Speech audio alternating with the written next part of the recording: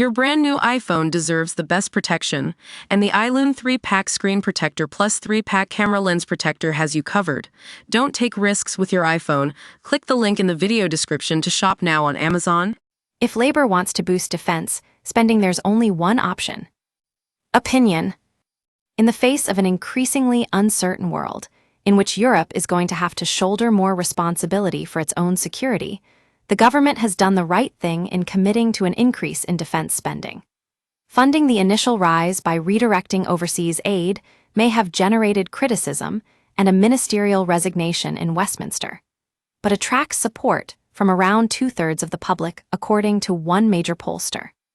Far bigger political challenges lie ahead, as the government will need to grapple with the trade-offs in public spending required for further increases.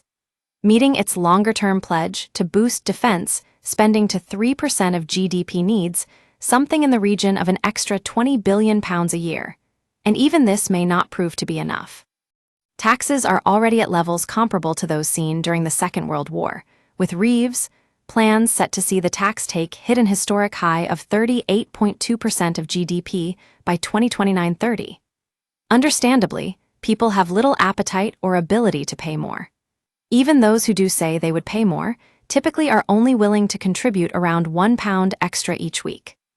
On top of this, we've seen that Reeves' existing tax rises are already strangling the government's much publicized quest for growth. Even higher taxes would damage that project yet further and hit the finances and prospects of hardworking families. So, what are the alternatives? Don't miss. GB News halted for unprecedented breaking migrant news in huge blow to Starmer latest. Historically, in the case of major eternal events, governments often turn to borrowing.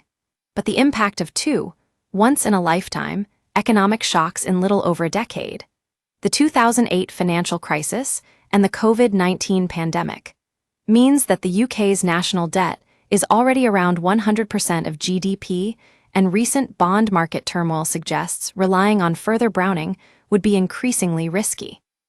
In the first instance, the government should seek to make efficiencies and eliminate waste.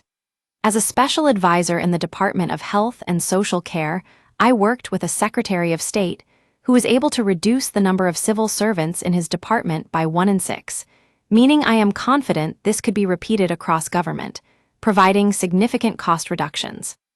Equally, the numerous Doge-inspired projects that have sprung up in the UK are doing valuable work in highlighting what could be relatively pain-free savings.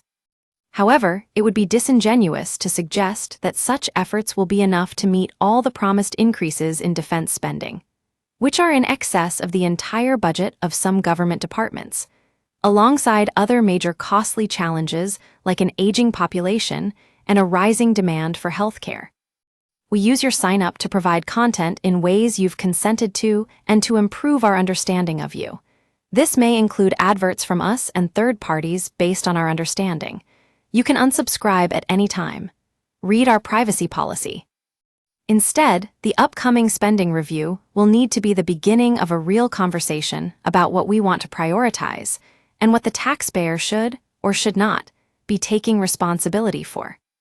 There is a growing consensus that the rapid increase in working-age health-related benefits since the pandemic, with 1 in 8 people set to be claiming by the end of the decade, is an area ripe for review.